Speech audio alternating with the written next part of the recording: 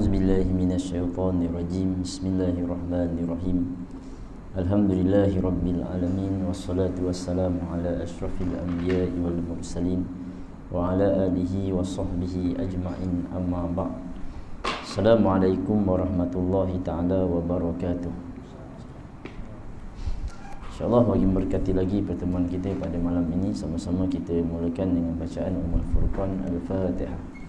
A'udzubillahi minasyaitonirrajim. Bismillahirrahmanirrahim. Alhamdulillahi rabbil alamin, arrahmanirrahim, maliki yaumiddin. Iyyaka na'budu wa iyyaka nasta'in. Ihdinas siratal mustaqim. Siratal ladzina an'amta 'alaihim ghairil maghdubi 'alaihim waladdallin. Bismillahirrahmanirrahim. Alhamdulillahi rabbil alamin, wassalatu wassalamu ala asyrafil anbiya'i wal mursalin wa ala alihi wa sahbihi ajma'in. Allahumma faqqihna fid din wa 'allimna ta'wil wahdina ila siratikal mustaqim. Rabbana atina fid dunya hasanah wa fil akhirati hasanah wa qina azabannar. Wa sallallahu ala sayyidina Muhammad wa ala alihi wa sahbihi wa baraka wa sallam. Walhamdulillahi rabbil alamin. Alhamdulillah, pertama dan selamanya kita rafakkan setinggi puji dan syukur kehadirat Allah Subhanahu wa taala yang memberikan kepada kita hidayah dan petunjuk, memberikan kepada kita kekuatan, menunjukkan kepada kita jalan yang benar, sehingga kita di kalangan orang-orang yang melakukan tiap-tiap yang diperintahkan oleh Allah Subhanahu wa taala. Salawat dan salam juga ke atas junjungan besar Nabi sallallahu alaihi wasallam yang mengajarkan kepada kita akan hakikat kehidupan ini. Ma atakumur rasul fahuzuhu wa ma nahakum anhu fantahu. Maka tiap-tiap yang Nabi perintah kita laksanakanlah, dan tiap yang Nabi larang kita tinggalkanlah, walaupun kita terpaksa membayar dengan harga yang mahal.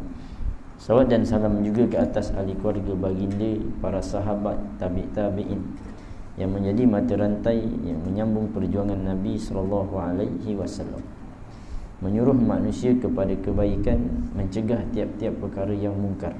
Dan itulah suatu tanggungjawab berat yang ditinggalkan oleh Nabi sallallahu alaihi wasallam kepada kita semua. Mudah-mudahan kita tidak pernah lengah dengan tanggungjawab itu, dan kita semakin kuat melaksanakannya sehingga habis daripada umur kita. Dan mudah-mudahan kita dimatikan di kalangan orang-orang yang melaksanakan hal tersebut, sehingga kita diterima pada sisi Allah sebagai orang yang matinya sebagai syuhada yang berjuang di atas jalan Allah Subhanahu wa taala. Amma ba'du. Yang dihormati pengurusi masjid, Tuan Imam, Tuan Bilal, barisan JK Masjid, tuan-tuan, puan-puan yang dirahmati Allah Subhanahu wa taala sekalian.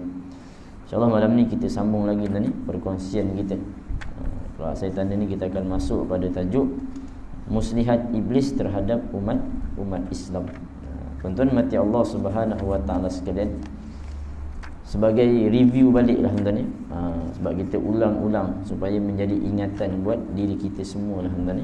Bila sebut iblis ni, perangai dia, kerja dia, jangan sampai kita lupa lah tuan-tuan. Innama yad'u hizbahu liyakunu min ashabis sa'ir. Yang ni jangan dilupa tuan. Kita kena selalu ingatkan diri kita, ulang banyak kali tuan. Dan dia bukanlah makhluk yang kaleng-kaleng lah bahasa budak-budak moden tuan. Bukan biasa-biasa. Dia antara makhluk yang cerdik juga tuan. Tapi cerdiknya itu untuk menyesatkan kita. Tipu dayanya banyak, jalannya banyak. Lalu kita lah tuan kena tambahkan ilmu kita. Sebab biasa orang yang berilmu dia tidak mudah diperbodohkan oleh siapa pun. Tapi orang yang tidak berilmu dia akan mudah diperbodohkan. Apatah lagi yang memperbodohkan itu syaitan. Jadi jangan buang waktu kita tanpa kita pergi mengaji, mengadap, tadah buku tadi. Kalau kita dah pandai bab muamalat, bab munakahat, tambahkan lagi ilmu kita. Kalau kita dah pandai bab fiqh, semayang dah okey, jangan lupa kita bab tasawuf, dalami lagi tadi, baca tadi. Ini perkara yang kita harus sama-sama lah tuan ni, kerana menuntut ilmu ni tak habis-habis tuan ni. Cuma ada orang dia dah malas, alah aku dah biasa dengar dah tajuk ni, malas aku. Jangan tuan ni. Kerana tiap-tiap daripada kita itu ada jalan yang kosong. Istilah mudah gitulah tuan. Kita tak mungkin jadi orang yang sempurna 100% tu, payah tuan. Kita akan ada kekosongan yang kalau kita tak hati-hati, takut iblis mengambil jalan itu, menyesatkan kita dan sebagainya.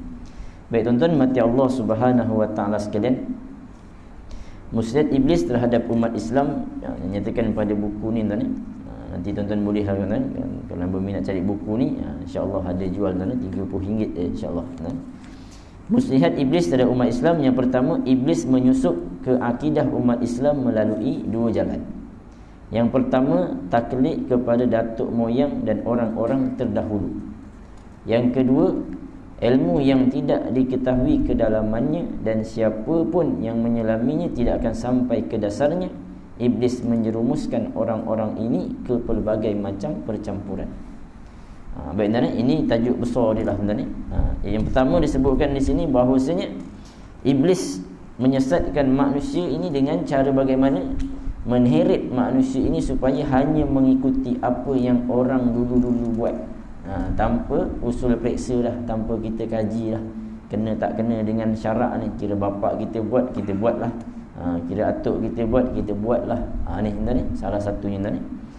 Tentang jalan yang pertama, iblis menampakkan perkara-perkara yang serba baik di hadapan orang-orang yang taklid, bahawa dalil-dalil yang ada pun dapat terkeliru, sementara yang benar masih tersembunyi, dan taklidlah jalan yang paling selamat. Cukup banyak orang yang tersesat dan binasa kerana jalan ini. Kerana orang-orang Yahudi dan Nasrani taklid kepada bapa-bapa dan ulama mereka, maka mereka pun tersesat. Begitu pula orang-orang jahiliyah. Baik, disebut dengan taklid ini, yang dilarang adalah taklid buta. Maksud taklid buta ini tuan ni, pada waktu saya belajar dulu, dalam bab telah pun datang dalil menyatakan bahawasanya hal itu salah, tapi kita ngikut juga atas alasan bapa kita dulu buat. Contoh tuan ni, contoh dalam bab perkara, misalnya kita tak tahu pun dalil tu, tapi tengok ustaz tu ngajar dah sembahyang subuh 2 rakaat. Tanya ke dalil, hadisnya apa hadisnya? Agak-agak ingat tak baca. Jam demam kita. Apa hadisnya? Tak ingat lah aku belajar dulu, ustaz tu kata sembahyang subuh 2 rakaat, tapi dalilnya tak ingat lah, tak hafal. Dia ikut apa yang diajarkan, dan itu tak bercanggah dengan dalil, cuma tak hafal. Kalau ustaz mungkinlah hafal. Kerana setengah orang puasa Ramadan, apa dalil puasa Ramadan? Puasa, aku tahu puasa Ramadan tu kena wajib puasa, tahulah. Dalil, dalil tak tahu. Kan ada orang gitu tuan, kemampuan beza-beza. Ngaji tinggi bolehlah keluar dalil, juzuk berapa, ayat berapa, surah apa.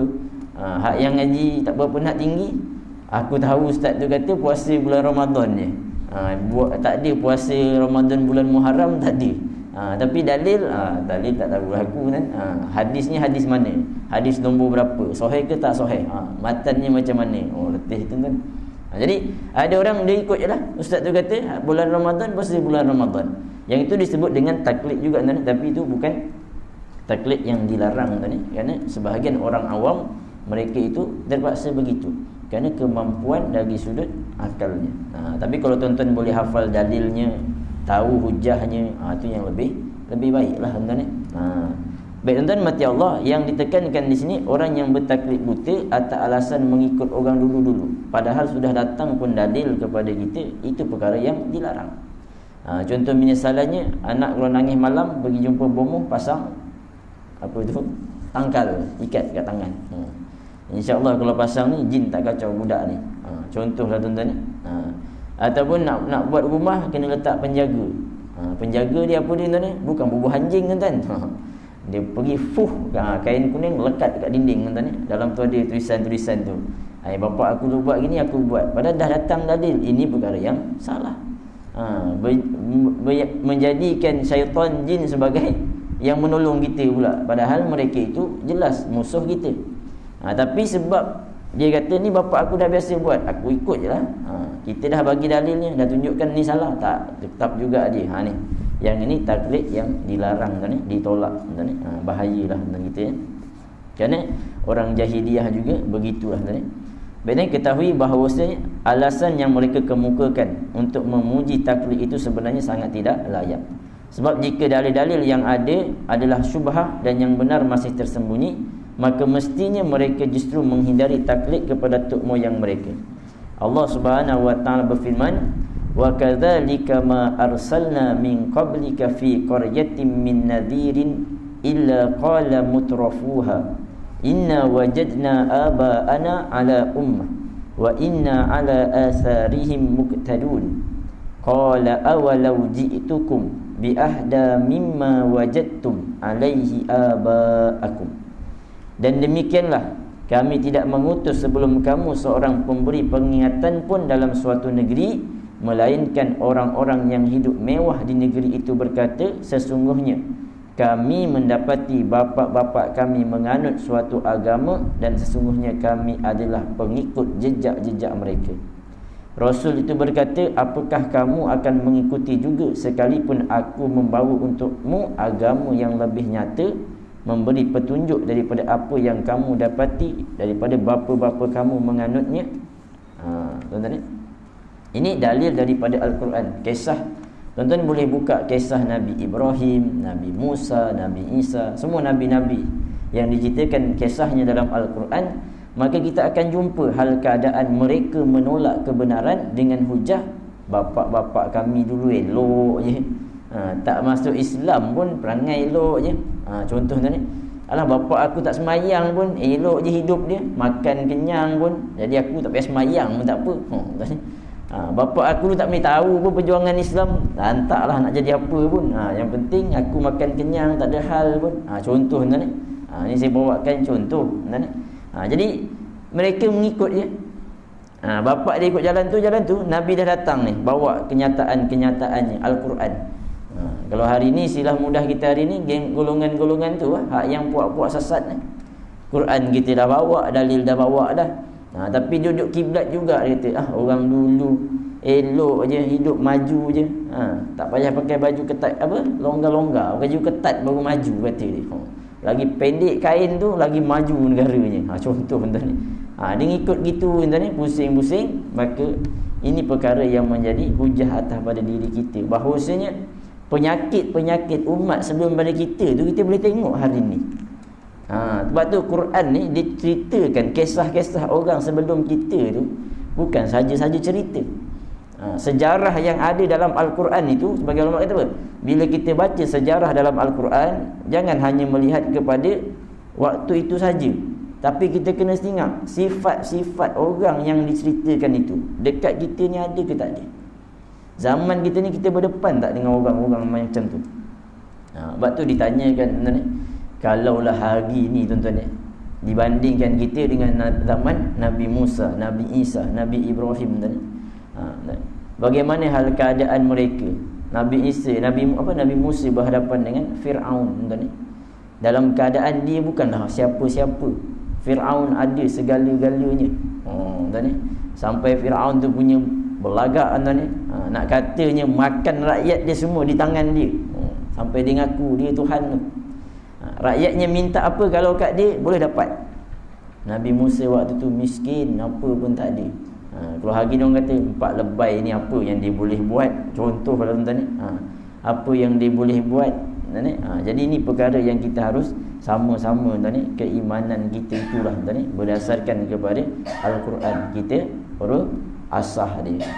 Bagi makin tajam makin kuat. Kita tak tengok pada batang tubuh tu, tapi kita tengok dalil yang dia bawa, hujah yang dia bawa. Bertepatan dengan Al-Quran kita ikut, bertepatan dengan Nabi kita ikut. Begitulah tuan-tuan. Baik tuan-tuan, mati Allah Subhanahu wa taala sekalian, dalam dalil yang lain, apakah kamu tetap akan mengikuti jejak bapa-bapa kamu, padahal Allah telah berfirman, innahum alfau aba'ahum dallin fahum ala atharihim yufra'un. Kerana sesungguhnya mereka mendapati bapa-bapa mereka dalam keadaan sesat, lalu mereka tergesa-gesa mengikuti jejak orang-orang tua mereka itu. Jadi tuan-tuan mati Allah, syaitan akan menjerumuskan jalan yang pertama itu. Baik tuan-tuan, ketahuilah bahawa orang yang bertaklid itu sebenarnya tidak berasa yakin terhadap apa yang ditaklidnya, dan dalam taklid ini ada perguguran terhadap fungsi akal, padahal akal itu diciptakan untuk mengamati dan berfikir. Alangkah buruknya orang yang diberi lilin sebagai penerang, tetapi justru dia memadamkan lilin itu lalu berjalan dalam kegelapan. Baik, tuan-tuan mati Allah,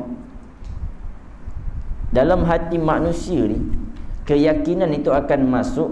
Tu yang disebut dalam Quran tu, fi qulubihim maradun fazadahumullahu maradan. Dalam hati orang-orang kafir, orang munafik, orang-orang yang menentang perintah-perintah Allah, dalam hatinya ada penyakit. Penyakit yang paling besar apa dia? Keraguan kepada perintah Allah. Keraguan itu nanti akan memuncak membentuk sifat namanya sombong. Orang kalau sombong ni, dia mula benda yang betul pun dia tak nak tengok betul dah. Jadi orang yang bertaklid ni, dia ngikut-ngikut saja. Dia sebenarnya bermain dengan akal dia sendiri. Akalnya boleh terima benda ni, logik ni masuk akal, betul ni. Tapi hatinya tak mau. Ini kalau aku ikut Muhammad ni nanti habis hilang jawatan aku. Kan satu peristiwa ditanyakan kepada salah seorang musuh besar Nabi SAW. Dia tanya, kalau Muhammad kata sebelah bukit tu ada tentera nak serang kita, kau percaya tak? Aku percaya, sebab dia tak pernah menipu. Orang Arab tahu, dia beri gelaran Al-Amin, orang yang tak pernah menipu. Dah tu buat apa dia ikut dia? Sebelum datang Islam, aku ni dihormati. Nampak situ tuan ni. Dia tolak Muhammad bukan kerana kata tipu Muhammad tu, tapi kenapa? Dia takut kehormatan yang dia dapat sebelum tu hilang. Maksudnya apa tuan ni? Akalnya boleh menerima apa yang Nabi Muhammad tu kata betul, tapi dia tutup perkara itu dengan kesombongannya. Hatinya akan bermain dengan was-was, syubhah. Gitulah tuan-tuan ni. Orang yang bermain dengan perkara maksiat samalah tuan-tuan. Kita nampak dia macam tenang, kita nampak, tapi yakin Allah Ta'ala sebut siapa yang orang tenang? Ala bi dzikrillah tatma'innul qulub. Hanya orang yang menjadikan Allah sebagai tuntunannya, ikutannya. Apa yang Nabi kata halal halal, haram haram, yang itu hatinya tenang. Tapi kalau orang yang hukum agama tak jaga, nampak tenang tapi dalam hatinya, Tuhan je tahu tuan. Tak mungkin. Kalau dia kata aku hidup tenang je, dia kata tenang. Macam orang mabuk minum arak. Orang mabuk minum arak kan tu terhuyung, hayang, dia kata fly. Dia kata dia tenang je, hilang masalah dia. Hilang masalah ke tambah masalah dia tuan.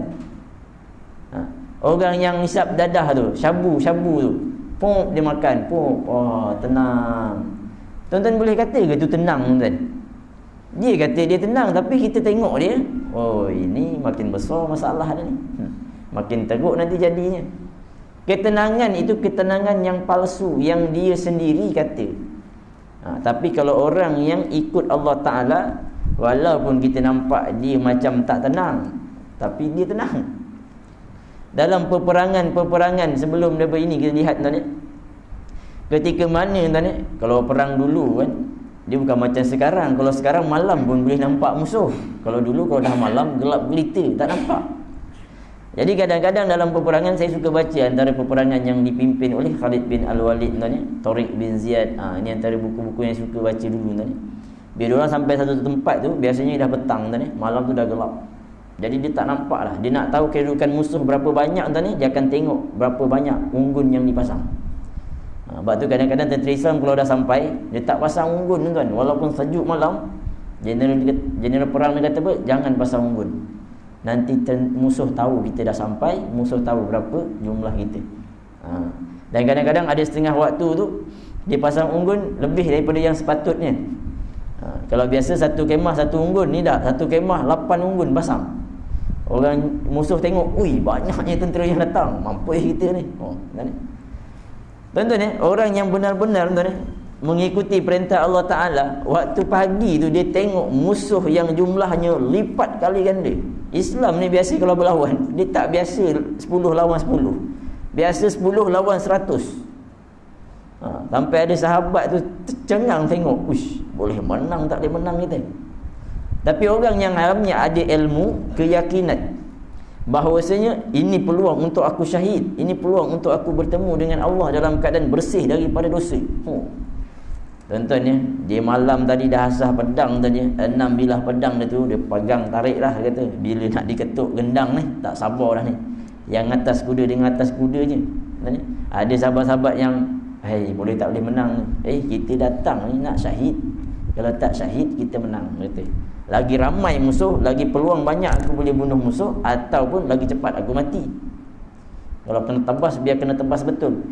Orang lain melihat dengan ketakutan, tapi hati tenang.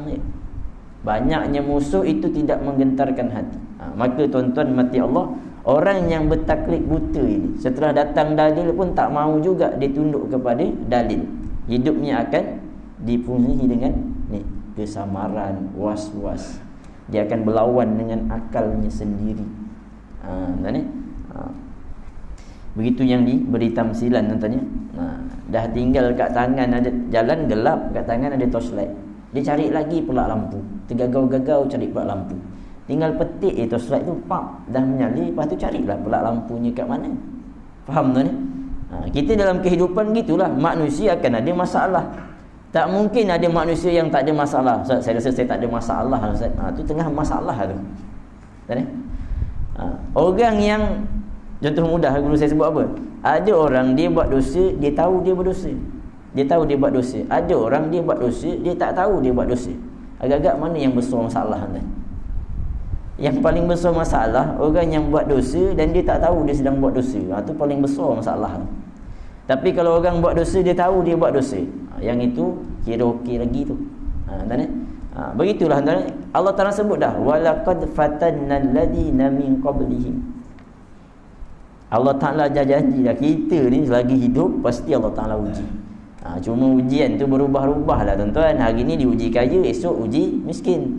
Hari ni Allah Ta'ala uji harga sawit mahal, esok Allah Ta'ala uji harga sawit murah pula. Time mahal kau syukur tak dengan Allah Ta'ala? Time esok harga sawit murah, redha ke tak redha dengan Allah Ta'ala? Ni time mahal ni beli nombor makin banyak pula. Aram sungguh. Sawit tak mahal beli nombor 10 nombor je. Sawit mahal 100 nombor dia beli. Tak banyak sah, 50 sen je. Aduh, letih. Kan sawit makin mahal tu 720. Baca-baca berita pula, kalau barat tak nak ambil sawit kita pergi pusing pula Afrika kan. Sampai ke Afrika. Baca berita pula Afrika kata kami ada 600,000 hektar tanah yang tak diusahakan. Dia panggil syarikat Malaysia. Kalau tanah ni sesuai boleh tanam sawit, boh sawit kat kami punya negara. Rasa-rasa lepas ni saya nak beli sawit lah tuan-tuan ni. Nampak macam mas cerah ke depan tuan-tuan ni. Kalau tak ada orang curi lah tuan-tuan ni. Kalau ada orang curi tak jadi apa kan. Jadi tuan-tuan mati Allah Subhanahu Wa Taala sekalian, kehidupan kita ni akan ada masalah. Lalu bagaimana kita menghadapi masalah itu? Ni syaitan tarik kita supaya jadi orang yang ngikut aja. Orang dulu kalau ada masalah dengan isteri, orang dulu bapak kita buat macam ni, dia buat macam ni. Sedangkan dah datang dalil pada kita, bukan macam itu caranya. Yang pusing gini pula. Kita ikut yang mana satu? Ikut orang dulu ke ikut dalil agama? Ini perkara yang harus kita sama-sama fikirkan tuan-tuan. Tapi itulah tuan, nak selesaikan masalah. Kalau kita dalam gelap nak cari pelak lampu, kat tangan dah ada torchlight, petik torchlight tu. Jangan tak tahu cara nak petik torchlight tu. Gitulah tuan. Baik. Biasanya orang-orang yang bertaklid ini menjadikan teladan seseorang, lalu mereka mengikuti perkataannya tanpa berfikir panjang tentang apa yang dikatakannya. Tentu sahaja ini merupakan kesesatan yang nyata, sebab pengamatan harus ditujukan kepada apa yang dikatakan, bukan kepada siapa yang mengatakan. Sebagaimana yang dikatakan Ali bin Abi Talib radhiyallahu anhu kepada Haris bin Haud, padahal Haris berkata kepada Ali, apakah engkau menganggap kami menyangka Talhah dan Az-Zubair berada di atas kebatilan? Maka Ali menanggapinya, wahai Haris, rupanya engkau sudah terkecoh. Kebenaran itu tidak boleh dikenali kerana seorang. Kenalilah kebenaran itu, tentu engkau akan mengenal siapa yang benar. Tuan-tuan mesti ingat tuan-tuan, Ketika mana pemerintahan Sayyidina Ali karamallahu wajhah ni, zaman fitnah yang besar, sehingga terjadi satu peristiwa hitam dalam sejarah umat Islam dikenal dengan perang Jamal. Perang Jamal ini di antara sahabat Nabi ni berperang. Bukan perang mulut tuan-tuan, bukan perang peti undi. Kalau kita hari ni perang peti undi, siapa undi siapa banyak. Tak, perang ni perang angkat senjata, berbunuhan tuan-tuan ni. Kerana fitnah yang berlaku. Maka Sayyidina Ali mengingatkan kepada saudaranya tentang kebenaran itu bukan pada batang tubuh itu, tapi kebenaran itu atas hujah, atas dalilnya. Sebab manusia ini ada kemungkinan dia boleh melakukan kesilapan. Akan tetapi hari ini kita harus hati-hati. Ada orang jahil menilai ulama. Kalau silap mudah, orang jahil menghakimi ulama. Dia ilmu tak ada, dia kata ulama tu salah tu. Macam tu. Macam budak umur 5 tahun baru belajar matematik.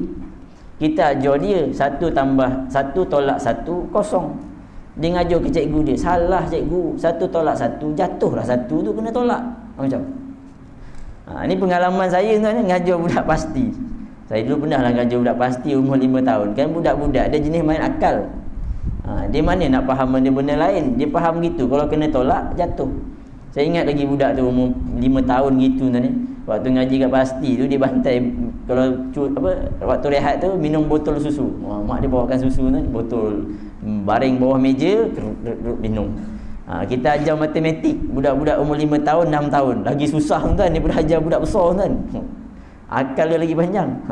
Kita kau nak ajar 1 tambah 1 2. Okey, dia boleh terima 1 tambah 1 2. Internet. Masuk tolak kita ajar 1 tolak 1 kosong. 2 tolak 1 1. Mana dia mikir. Lepas tu dia angkat tangan. Cikgu, salah lah cikgu. Cikgu salah. Hebat budak ni. Budak 5 tahun tuan ni baru belajar matematik, cikgu salah. Kenapa yang salah? Yang betulnya apa? Yang betul dia cikgu 1 tolak 1 jatuh 1 tu cikgu kena tolak. Macam tuan-tuan nak ajar macam mana? Hari ni ada orang itu tu yang disebut ujung zaman ni, ada orang dipanggil Ruwaibidah. Dia tak tahu pasal agama, lepas tu dia buat tahu pasal agama. Dah ulama pula yang salah. Macam hari ni orang baca hadis. Tuan-tuan, kita baca hadis baguslah, kita baca hadis. Tapi kita nak isbat hukum daripada hadis, yang itu bukan boleh sebarangan orang. Faham tuan? Kita baca Quran bagus tuan, tapi kita nak isbat hukum daripada ayat Quran, boleh main suka hati kita je. Kita kena tahu, kenal ilmu-ilmu alatnya. Ni ayat nasah mansuh pun tak tahu menatang apa. Kau tahu nasah mansuh? Nasah mansuh tu apa? Mansuh aku tahulah, nasah mansuh tak tahu. Hari ni ada orang baca hadis tapi dia tak ada ilmu nak mengisbat hukum. Last sekali ulama. Ini ulama su' ni. Benda haram boleh jadi halal pula. Kan hari ni orang duk bincang pasal vaksin tuan-tuan ni. Tuan-tuan mati Allah Subhanahu Wa Taala sekalian, kita kalau nak bab ni tuan-tuan ni, dia kena orang yang pakar tuan-tuan ni. Kita ni dah ada mufti-mufti, dah ada ulama-ulama besar dah. Ulama-ulama mufti-mufti kita kalau keluarkan satu fatwa, dia bukan seorang-seorang dia tuan. Dia ada bincang, dia panggil doktor. Kita tengok baca FB, baca dekat internet. Wah, kedua seorang ni doktor homeopati daripada Jerman. Tengok ni, Jerman ni. Kau ingat kat Jerman tak ada menipu, tak ada doktor palsu. Hati-hati tuan. Kat Jerman ke kat mana pun yang menipu banyak tuan. Kita jangan jadi orang yang boleh ditipu. Faham situ tuan? Lagi-lagi yang bercakap dengan kita tu bukan orang Islam. Sedangkan orang fasik ni ada Islam tapi orang yang selalu buat dosa. Kalau bercakap menipu tu menialah tu.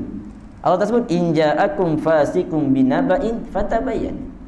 Orang fasik bawa berita pun kita kena tabayun dulu. Ni Islam pun bukan. Dah tu kita ambil buta-buta gitu je. Jangan, hati-hati. Maka sebab itu tuan, nak keluar satu fatwa, nak keluar satu hukum yang sebelum ni tak ada, itu disiplinnya sangat ketat. Tapi ada orang dia kata apa? Bila kita ikut ulama tu, ni taklid buta kata dia. Dah jelas dalil kata haram. Engkau baca dalil dengan ulama baca dalil tak sama tuan. Macam saya lah tuan-tuan ni. Saya tak ingat dah cerita kat tuan-tuan sebelum saya uruskan jenazah ayah saya tuan ni.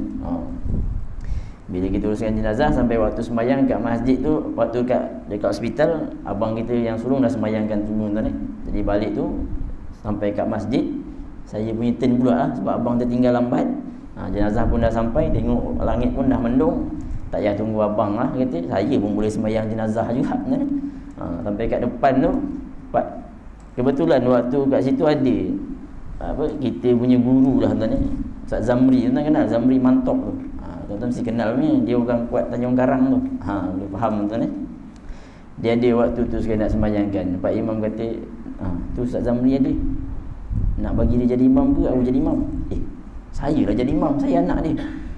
Dia ingat aku budak tingkatan 5 ke apa tuan ni. Bagilah ustaz tu, dia kata sebab ustaz tu lagi alim ulama, kata tak bak imam saya lah. Saya jadi pak imam. Habis sembahyang, kita pun time baca doa tuan-tuan ni.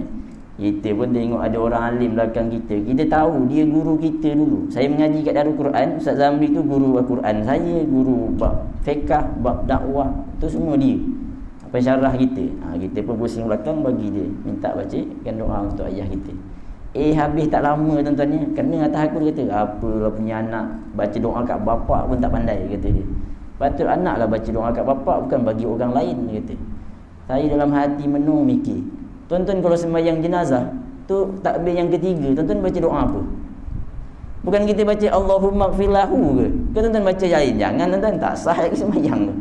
Bila kita baca Allahumma gfir lahu, kalau dah saya anak baca depan tu jenazah bapak saya, bukan anak doa ke bapak ke? Kan ada doa yang lagi power daripada itu. Nabi ajar kita baca yang itu, doa yang Nabi ajar tu yang nombor 1 power. Kita anak baca kat bapak kita, takkan tak baca doa. Hak lepas habis sembahyang, dah kita dah baca kat doa bapak kita. Salah kalau kita bagi ulama pula doakan bapak kita. Bukan orang jahat belakang ni, ulama ni. Dari itu dia kata pula, dia kata doa orang lain tak sampai kat bapak, dia kata. Yang sampai tu doa anak je. Saya kata. Dia baca hadis juga tuan-tuan ni, tapi itulah tuan-tuan, dia baca hadis tu je lah. Hadis lain dia tak baca. Kalau betul doa orang lain sesama mukmin tak sampai kepada jenazah, yang sembahyang jenazah 200 orang tu semua anak dia ke? Banyak benar anaknya 200. Ada sini orang anak 200. Mana ada? Hak orang lain doa pun sampai juga tuan-tuan. Tu yang disebut kalau ada 40 orang alim sembahyangkan jenazah tu, insya-Allah tu Allah mampunkan dosa dia masuk syurga. Tu disebut tadi tuan-tuan ni. Bila kita berhadapan dengan orang-orang yang ruwaibidah, sembang konon tahu pasal agama tapi sebenarnya dia pun pening, tak faham benda tuan. Jadi kalau orang-orang ni menyalahkan ulama, tuan-tuan jangan ikut pula. Sebab ulama ini kita kenal hujahnya, kita tahu ilmunya, bagaimana dia mengisbat sesuatu hukum. Kalau kita kat Malaysia ni cantik dah tuan-tuan ni, ada mufti tuan ni. Itu perkara yang kita harus ikut dah tuan ni. Jadi tuan-tuan mati Allah Subhanahu wa taala sekalian, maka Sayyidina Ali karamallahu wajah mengajak supaya menambahkan ilmu kita. Faham tak ni? Kalau kita ikut-ikut ada amalan-amalan yang kita buat sebelum ni, hanya ikut-ikut orang terdahulu, maka kalau datang dalil bahawa itu perkara yang salah, tinggalkan. Macam ada orang baca surah Yasin tuan ni, tapi caranya pelik tuan. Dia punya wakaf lain macam. Saya sampai diajar, dia kata, ustaz nak saya bagi ilmu, dia kata. Orang lain tak dapat ni, ustaz je dapat. Saya kata, orang macam ni. Cerita dengar lah. Dia punya wakaf tuan ni lain. Kalau tuan-tuan jumpa kat Quran tu kan ada wakaf Yasin wal Quranil Hakim. Dia kata yang paling bagus dia wakaf dekat tengah ayat, bukan dekat bulatan-bulatan tu. Dia kata, dia ingat aku ni bodoh Quran tuan-tuan. Kita ngaji buat Quran, kita tahu wakaf mana yang paling baik. Wakaf yang paling baik, wakaf yang Nabi berhenti. Itu paling baik sekali tuan. Kalau kita tak sampai nafas, kita nak berhenti kat situ, tak salah. Tapi kalau kita boleh berhenti macam mana Nabi berhenti, itu paling baik. Dia kata yang Nabi baca tak baik. Tuan-tuan nak ikut ke tak ikut? Dia kata dia ambil amalan daripada orang lain. Kalau buat macam ni, dia kata syaitan tak kacau. Memang dah kau pun syaitan. Faham tak? Dia tak rasa dia diganggu syaitan. Sebab apa? Dia dah ikut syaitan. Tapi kalau kita ikut Nabi, yakin percaya syaitan nak dekat dengan kita pun menung mikir dia. Ini orang kalau aku dekat terbakar dengan aku ni. Tapi kalau orang ni tak. Orang ni tak apa. Yang ini geng aku. Faham tak? Apa saya sebutkan tadi? Saya bukan nak marah orang maki syaitan, tapi nak Allah Taala beritahu, wa ja'alna likulli nabiyyin aduwa asyayatin minal jin wal ins. Syaitan ni dia ada dua bangsa. Ada bangsa manusia, ada bangsa jin. Bangsa jin yang kita tak nampak, bangsa manusia yang kita nampak dengan mata kita. Kalau kata guru saya, kalau kau a'udzubillah dia tak lagi, kau lempangkan aja, insya-Allah lari dia. Dan mengajar apa? Syaitan ni apa yang dia ajar? Nak kenal dia syaitan tak syaitan? Ya'muruna bil munkar wa yanhauna 'anil ma'ruf. Ngajak pada benda mungkar, cegah benda makruf. Syaitan lah tu. Kalau tuan-tuan belajar bab jin, bab syaitan, kita akan kenal. Iblis rajanya, syaitan dia punya generalnya. Lagi jin-jin bawah tu semua banyak dia pangkat-pangkatnya. Gitulah tuan-tuan. Jadi tuan-tuan mati Allah Subhanahu Wa Taala sekalian, maka kita duduklah di atas jalan petunjuk Nabi SAW. Sehinggalah kita jadi orang yang tidak hanya taklid mengikut secara membabi buta hanya untuk mendapatkan kepentingan diri kita semata-mata. Saya juga pernah jumpa dengan orang, dia kata sebenarnya dalam Islam ni bulan hanya ada 11 je, bukan 12. Dia kata siapa kata 9-12 tu salah. Saya menung mikir. Dalam Quran sebut inna iddatas syuhuri indallah isna asyara syahran. Isna asyara tu 11 ke 12 kan? Orang ngaji bahasa Arab dia tahu isna asyara 12, bukan 11. Dia kata dalil Quran kata 12. Macam mana pula dia kata 11? Tanya dia dalil mana kata 11. Dia kata kisah Nabi Yusuf. 11 bintang matahari sujud kepada Nabi Yusuf. Itu tanda dalam Islam ni ada 12 bulan, 11 bulannya bukan 12. Ni orang ngaji tidur kot tuan-tuan. Kisah Nabi Yusuf tu bukan cerita pasal bulan Muharram, Safar, Rabiul Awal, bukan itu. Itu kan takwil mimpi. Takwil mimpi kau samakan pula dengan kiraan tahun. Mana sama tuan-tuan. Tu saya kata jam aku gini. Jadi tuan-tuan, ilmu. Kalau ada orang gitu, dalilnya apa? Buat dalil gini. Datang pula orang beritahu pada kita, bukan 11, 12. Dalil Quran sebut inna iddatas syuhuri indallah isna asyara syahr. Bila kita jumpa yang dalilnya tepat, tinggalkan yang kita ikut sebelum, daripada itu kembali kepada yang betul. Itu caranya tuan-tuan. Kalau kita ada silap, orang betulkan, tak ada masalah. Faham situ tuan-tuan. Jadi tuan-tuan mati Allah Subhanahu Wa Taala sekalian, bila kita tambahkan ilmu kita, kita bertemu dengan kesalahan yang kita buat, yakin percaya kata Allah, yuslih lakum a'malakum wa yaghfir lakum dzunubakum. Kalau sebelum tu kita dah fahamnya salah, tapi bila datang kebenaran, kita tinggalkan yang salah, buat yang betul, Allah kata apa? Allah maafkan kesilapan kita. Tu. Sebab tu jangan berhenti tambah ilmu kita. Kalau tersalah, ngaku salah. Jangan salah, ngaku betul. Tu lagi pening tuan-tuan, latih kita tuan-tuan. Jadi saya tuan-tuan, pengalaman itu mengajar kepada saya sendiri untuk, walaupun kau dah jadi ustaz dah ngaji mana pun, kitab tetap kena baca tuan-tuan, kena buka. Saya ngajar tuan-tuan juga tuan-tuan, tapi ada malam-malam tertentu saya memang tak bubuh kuliah dah. Aku pula pergi kuliah. Bawa buku, duduk ngadap. Kadang datang tu, Ustaz kuliah malam ni. Bukan, malam ni saya nak belajar malam ni. Asyik aku pergi kuliah je, aku pula nak belajar juga tuan-tuan. Ngadap kita bawa buku belajar satu-satu. Sebab kita pun belum lagi tuan-tuan, ada kekurangan-kekurangan yang kita nak baiki. Baik, tambah lagi tuan-tuan. Ahmad bin Hanbal pernah berkata, di antara tanda keterbatasan ilmu seseorang ialah jika dia bertaklid kepada orang lain dalam keyakinannya. Kerana itu Ahmad bin Hanbal mengutip perkataan Zaid dalam masalah kemuliaan dan meninggalkan pendapat Abu Bakar As-Siddiq. Jika ada yang berkata orang awam banyak yang tidak mengetahui dalil, lalu bagaimana agar mereka tidak terjebak ke dalam perkara taklid? Dapat dijawab sebagai berikut. Dalil tentang akidah sudah jelas, seperti yang kami isyaratkan tatkala menghuraikan golongan etis. Demikian ini tentu sudah mudah difahami oleh orang yang memiliki akal. Sedangkan dalam masalah-masalah furuk, kerana macam sangat banyak sehingga orang awam kesukaran mengetahuinya dan mereka sering terheret dalam kesalahan, maka cara yang paling tepat dilakukan orang-orang awam adalah taklid. Ijtihadnya orang awam adalah memilih siapa yang layak untuk ditaklidi. Baik tuan-tuan, dalam bab akidah takkan kita tak hafal surah Al-Ikhlas. Kita hafal, saya yakin semua orang hafal Qul huwallahu ahad. Itu dalil tentang mengesakan Allah Subhanahu Wa Taala. Dalam kita memahami tentang ahad itu, maka situ ada metodologinya. Ada yang dengan belajar sifat 20, ada yang belajar dengan tauhid rububiyah, uluhiyah, asma wa sifat. Tapi ujungnya nak memahami tentang keesaan Allah Ta'ala itu bagaimana, yang dikatakan bertempat, tidak bertempat, gitulah sebenarnya. Jadi orang awam sekurang-kurang dia tahu dalil Allah Ta'ala itu esa, qul huwallahu ahad. Surah ni sebenarnya budak umur 4 tahun hafal tuan. Kita dah 41 tahun tak hafal, teruk sangat sebenarnya. Sampai ada orang bila imam baca qul huwallahu ahad, Allahus samad, berbareng pak imam baca surah biasa-biasa, aku pun boleh. Saya pernah kena jadi imam tarawih 21 rakaat tuan ni, seorang-seorang waktu tu, kawan tak datang. Masjid tu pula baca 1 juzuk waktu malam, nak tercabut tekak rasa tuan. Kalau mic dia sedap macam ni tak apa tuan ni, mic tu pula kurang sedap tuan ni. Masuk solat witir dah letih. Jadi rakaat pertama qul huwallahu ahad, rakaat kedua qul a'udzu birabbil falaq, yang ketiga qul a'udzu birabbin nas.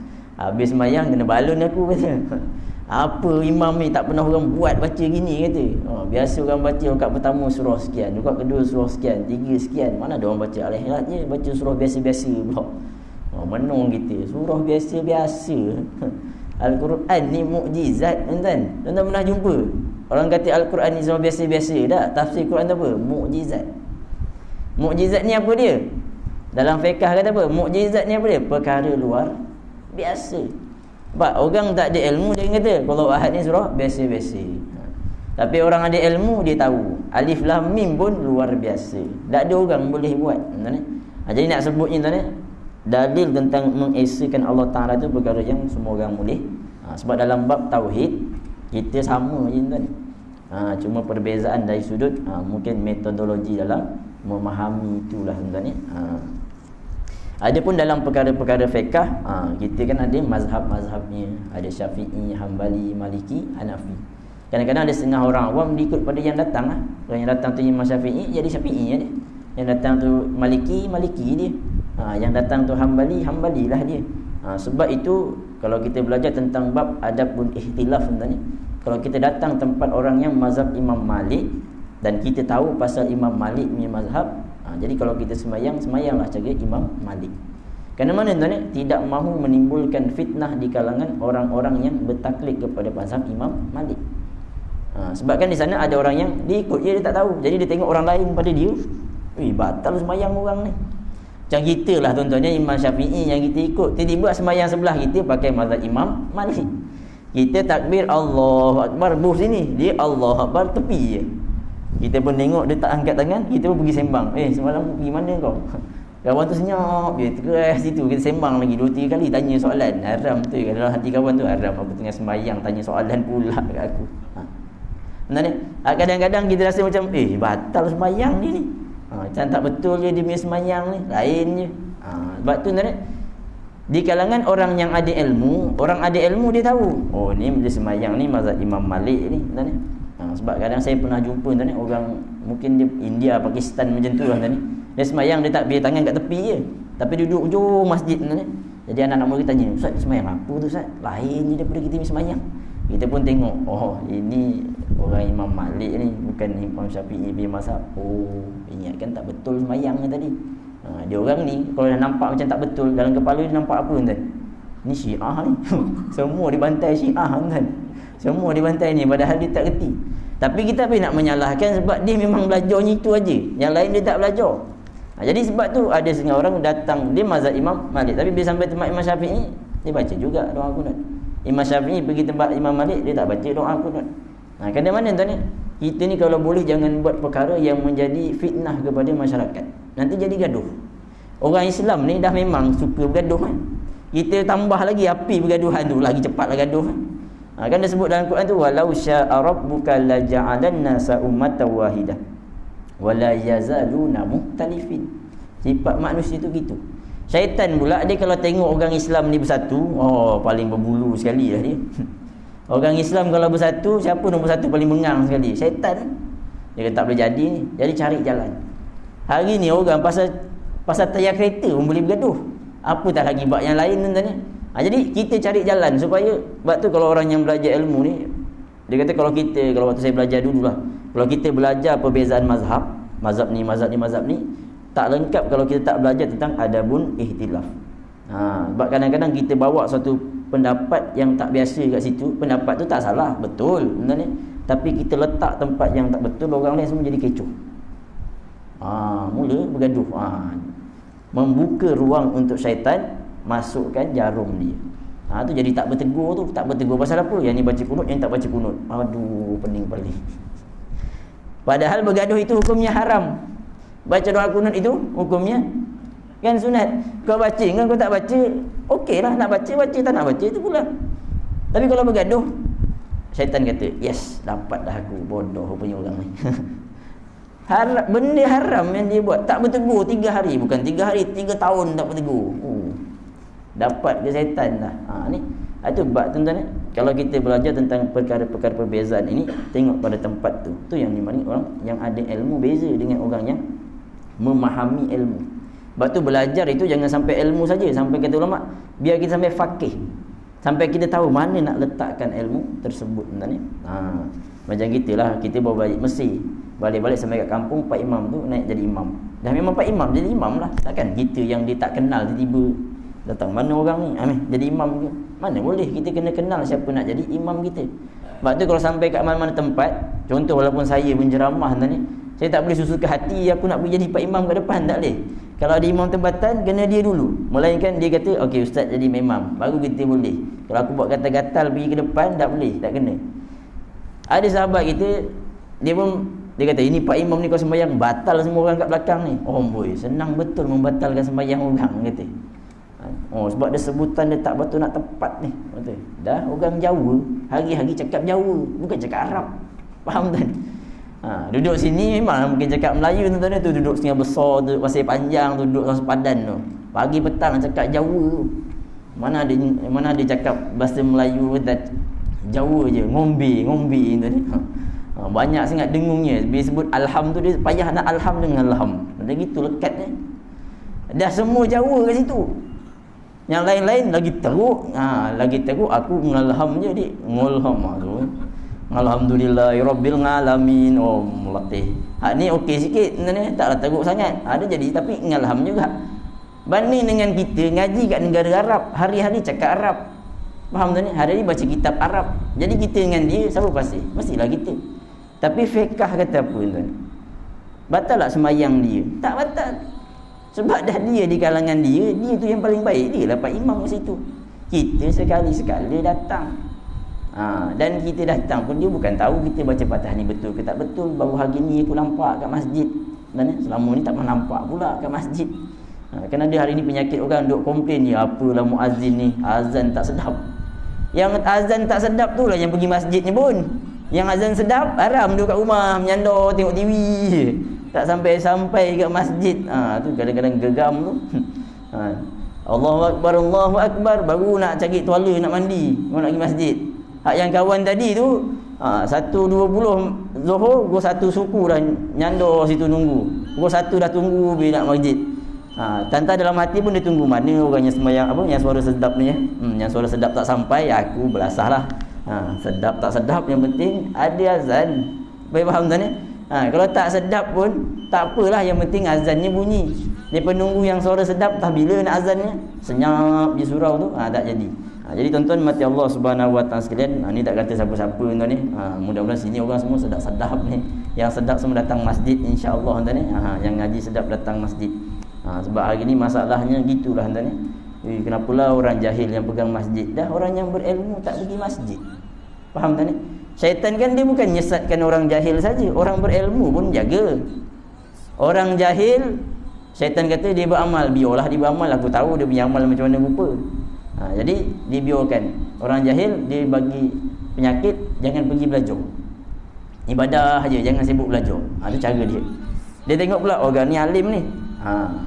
Dia tak sibukkan orang tu belajar, dia kata jangan ibadah pula. Jadi dua-dua kena jaga syaitan juga. Jadi gitulah tuan-tuan, yang alim pergilah masjid. Yang tak alim pergi ngaji ilmu, biar kita baiki sama-sama. Jadi tuan-tuan mati Allah Subhanahu Wa Taala, maka orang awam dia taklid kepada siapa yang diikuti. Tak tahu dalil, tak apalah. Hak kawan tu pun, ustaz nak macam mana nak dalil efak hakiki dengan efak syafawi pun saya tak tahu mana satu ni. Macam orang ngaji Quran kan. Saya pernah buat test ujian dekat anak murid kita lah tuan ni. Waktu dia ngaji markah tinggi, tapi bila pelajaran tajwid markah rendah. Jadi ayah dia pun datanglah jumpa ustaznya. Jumpalah kita, ustaz saya nak tanya ustaz. Saya macam confused sikit dia kata. Anak saya ni markah dia baca Quran tinggi, tapi markah subjek tajwid dia rendah. Dia baca Quran tu, ustaz yang bagi markah tu A, 90 markah. Tapi bila pelajaran tajwid dapat 48. Kan jauh sangat tu maksudnya. Last sekali kita pun kenal anak murid kita kenal lah. Bukan sini lah tuan-tuan ni, tempat lain ni tuan-tuan ni. Saya kata pakcik, anak pakcik ni dia baca dengungnya betul, panjangnya betul. Tapi kalau tanya dia, itu mat wajib ke mat jaiz ke? Dia kata, oi ustaz, yang saya tahu dia panjang ni ustaz. Mat wajib ke mat jaiz tak tahu. Panjang ni. Kan ada orang dia tanya ni baca mana dengung cik? Berapa hakat pakcik dengung? Dengung lah ustaz. Yalah berapa hakat? Panjang dia kata. Dengungnya panjang. Panjangnya berapa hakat? Panjang lah ustaz dia kata. Berapa pun tak kisahlah, yang penting panjang. Kita dengar dia baca betul, tapi dia tak tahu ni mat jaiz ke mat wajib ke, tak tahu. Mat arid disukun. Ustaz ada buah sukun juga dalam Quran ni.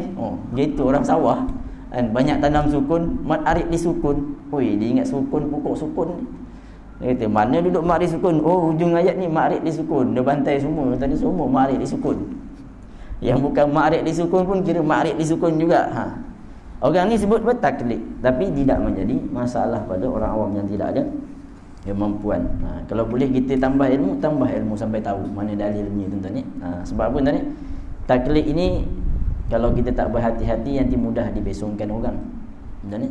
Tapi kalau kita ada tahu ilmunya, tahu hujahnya, insya-Allah tuan ni tak mudah kita ditipu dengan orang. Itu saja. Nanti atas kemampuan masing-masing. Sebab bila disebut orang awam ini orang yang berbeza-beza kemampuannya. Itu kita tak dapat nak nafikanlah tuan-tuan ni. Tak semua orang yang kita tengok tu pandai baca Quran macam kita. Kalau kita baca Quran, kita tahu mana mat jaiz, mana mat wajib tuan ni. Tak semua orang yang baca Quran tu macam kita. Ada orang tuan ni 8 kali ajar pandai. Ada orang 80 kali ajar gitu juga. Saya pengalaman ngajar orang-orang yang berumur lah tuan ni. Waktu tu di Batu Cave tuan ni. Umur 64 tuan ni baru nak mengaji Quran. Baru nak belajar Quran. Belajar alif bata betul, belajar alif nun sabdu bawah in dunia mati bawah ni ini tuan ni, ini bini tini semua belajar tuan ni. Ada seorang anak murid saya tuan ni, waktu belajar alif bata tu, alif bata sajim ha ho, okey dia ingat ha ho okey ingat masuk dal. Elok ulang bata balik sini, apa bunyi tadi ustaz dia? Ulang lagi tuan ni. 30 kali ulang, ingat dah. Ho ha ho ha ho ha ha ho. Ingat Ustaz? Ingat. Okey, kita ulang.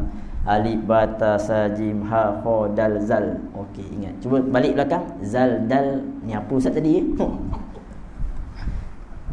Sampai dia kata apa? Oh Ustaz, saya ni rasa macam dah tak boleh, tak sabarlah saya. Ustaz kata, kita pun sabar pakcik. Salah pun boleh pahala, betul boleh pahala. Jangan putus asa je. Walaupun kadang-kadang aku yang nak hilang sabar kan. Kalau budak kecil dah aku sabat dah ni. Wah ni dah besar. Nak beritahu tuan ni kemampuan akal manusia beza. Orang yang macam ni kalau dia bertaklid, salah tak dia? Tidak salah. Baca Quran pun belum mampu. Mungkin tuan-tuan belum ditemukan dengan orang yang macam ni. Kita tak boleh nak salahkan. Ini masa muda habis kat mana ni, nak berceramah pula ke dia. Jangan ditanya, dah masa muda dia nak berubah tu kira bagus dah. Jadi tuan-tuan mati Allah Subhanahu wa taala sekalian, maka dalam perkara-perkara fiqh furu' maka itu akan terdapat orang-orang awam yang bertaklid. Tapi yang sebutkan tadi tuan ni, taklid membabi buta itu yang salah. Kalau kita sendiri tuan ni, ada perkara yang kita taklid. Tak semua benda kita tahu dalil dan hujahnya. Tuan ni, kalau ada orang semua dia tahu dalil hujah, okey lah tu. Saya sendiri pun ada perkara-perkara yang masih kita ikut taklid. Sebab nak memahami dalilnya itu kadang-kadang kita terbatas. Bertemu ni pening tu masa satu ni tadi. Mana yang kuat tak kuat tadi. Jadi ada perkara yang kita bertaklid. Tapi nanti di sana datang kepada kita hujah yang kuat menekankan perkara tersebut, okey, kita dah jumpa dah. Ini dalilnya, ini jalan keluarnya. Tinggalkan. Begitulah tuan-tuan ni. Jadi itulah tuan-tuan mati Allah Subhanahu wa taala sekalian yang saya nak tekankan sekali lagi tuan-tuan ni, kita sebagai umat Islam khususnya kat Malaysia ni lah tuan-tuan ni. musuh-musuh kita mencari jalan untuk memecahkan kita. Dan memecahkan kita. Ini memang teknik dan cara mereka, pecah perintah. Tuan-tuan baca bagaimana kita boleh dipisahkan. Orang Islam Thailand, orang Islam Malaysia, orang Islam Indonesia, orang Islam Brunei. Dipisahkan oleh mana? Sempadan saja. Tujuan mereka pecahkan kita supaya kita jangan kuat. Bayangkan kalau kita, Brunei, Indonesia, Thailand, orang Islam ni semua bersatu. Tak boleh makan ni orang, mampus kata. Kita negara-negara Islam kalau bersatu tuan ya. Israel tu lunyai lama lah. Ini Israel tu bukan besar mana pun, geliling semua negara Arab, negara orang Islam. Tapi dia bantai Palestin macam tak ada apa-apa je. Sebab apa? Sebab dipecahkan dengan sebab sempadan. Yang dah dipecahkan sempadan pun dipecahkan lagi tu. Kita kat Malaysia je, oh ini mazhab ni, ini pendapat ni, ini entah apa benda pecah. Dan tu bila nak menangnya kita. Sebab tu tuan-tuan mati Allah, kita cari jalan. Perkara-perkara yang memang tak boleh nak bincang dah, harga mati istilahnya. Kalau dalam Quran tu disebut dengan Ummul Kitab, ayat yang muhkamat, jelas. Yang tu tak payah bincang. Yang itu kita kena sama-sama ikut. Mana perkara-perkara yang masih boleh ada perubahan, tengok keadaan masanya. Kalau rasa-rasa boleh tolak ansur lah. Contoh contohnya, kalau malam ni ada di kalangan kita jenis orang tak baca kunut, ataupun jenis orang lepas sembahyang tak zikir. Dia menganggap zikir itu bid'ah. Contoh contohnya, pendapat dia pegang gitu. Tapi sebab sini semua pegang pendapat lepas sembahyang zikir, tak payahlah kita kata Pak Imam tu ahli neraka. Faham kan? Kita diam-diam kat belakang sudah, tunggu dia habis zikir, lepas tu sembahyang sunat dah sama-sama. Faham kan? Ini dia bantai sembahyang sunat pula, lepas tu lagi dia maki. Tengok Pak Imam, aku tengah sembahyang, kau ganggu aku sembahyang dengan zikir. Haram tu semua. Oh, haram. Yang dia tak faham kan? Orang, saya tak jumpa lagi orang kalau zikir lepas sembahyang sampai isyak kan, lepas maghrib sampai isyak zikir je, tak sempat kawan nak sembahyang tu, tak ada. Itu dipanggil tu tolak ansur. Kalau dia nak pegangnya itu, peganglah, tapi jangan nyalahkan orang, sebab orang lain pun ada hujah dalilnya. Kalau kita boleh tolak ansur begitu tuan-tuan, insya-Allah musuh kita ketar lutut tuan-tuan, ketar lutut. Dia tengok orang pergi Mekah pun cuak dah dia kata, ni kalau kat Mekah ni semua orang bersatu ni, habis aku balik awal. Kapal terbang paling canggih yang dia ada pun rebah kata. Tu kekuatan umat Islam. Jadi tuan-tuan ni, kita jauhilah perbezaan-perbezaan yang menjauhkan kita, carilah titik-titik persamaan di antara kita. Dan mudah-mudahan tuan-tuan, kita juga bukan di kalangan ejen-ejen yang memecah belahkan antara kita. Boleh berbaiklah kita tuan-tuan. Kalau nak bergaduh juga, carilah, biarlah tempat yang betul tuan-tuan. Jangan gaduh benda-benda. Pasal spok rem kereta gaduh. Aduh. Buang masa tuan-tuan. Pasal pokok pisang, tanah pokoknya kat tanah kawan sebelah, tapi dia condong buahnya kat rumah sebelah. Rumah sebelah dia cantas dia buah dia. Pokok tu kat kau punya tanah, tapi buah tu kat aku punya tanah. Jadi buah tu aku punya. Dah sudah gaduh pasal pisang. Berbaloi tak tuan-tuan? Kan tak berbaloi tu. Gaduh pasal pisang. Kalau jual pun sekilo bukan 15 juta. Kalau dapat sekilo 15 juta, berbaloi, mungkin dunia dapat, akhirat tak dapat. Gitulah kita tuan-tuan. Jadi tuan-tuan mati Allah Subhanahu Wa Taala sekalian, kita sama-samalah tuan-tuan, mudah-mudahan kita dapat jadi umat Islam yang disatukan atas jalan yang benar. Dan bagi akhirnya juga tuan-tuan, kita doakan agar Allah Subhanahu Wa Taala segera mengangkat wabak yang melanda kita. Dan juga kita doakan saudara-saudara kita yang ditimpa musibah banjir tuan-tuan, khususnya di negeri-negeri yang teruk tu tuan-tuan. Tengok ke pakcik tu menung dia, rumah tenggelam tuan-tuan, apa pun tak ada, penuh dengan tanah tuan-tuan. Jadi kita nak sumbang tak dapat, kita doalah mudah-mudahan Allah Ta'ala berikan mereka kesabaran, ampunkan dosa mereka, diberikan mereka ganjaran pahala sebesar-besarnya. Dan sabar atas musibah itu pahala buat mereka lah tuan-tuan. Dan kita doakan agar Allah Ta'ala gantikan dengan yang lebih baik. Dan seterusnya tuan-tuan, kita doakan juga agar Allah berikan kestabilan politik kita lah tuan-tuan. Tak lama lagi insya-Allah tuan-tuan, pilihan raya kita ni tuan-tuan. Jadi bersiap sedialah tuan-tuan. Jangan salah pangkah je tuan-tuan. Kau salah pangkah, jaga kau. Memang kau hancing satu badan tuan-tuan. Tengok cerita 40 penyamun tu. Kalau tak insaf juga tengok cerita tu, tak tahulah nak kata tuan-tuan. Salah pangkah dah. Ini tandas ni. Jangan fikir banyak. Sudah pangkah, kasih pecah. Taklah sekali habis, bau najis semua tuan-tuan. Jadi jangan salah pangkah tuan-tuan. Kau salah pangkah apa ni? Sehari bulan sawit tak dapat dah harga 700 ni, RM70 tertinggal kan. Aku lu qauli hadza wa astaghfirullahal azim li wa lakum. Wassalamualaikum warahmatullahi taala wabarakatuh.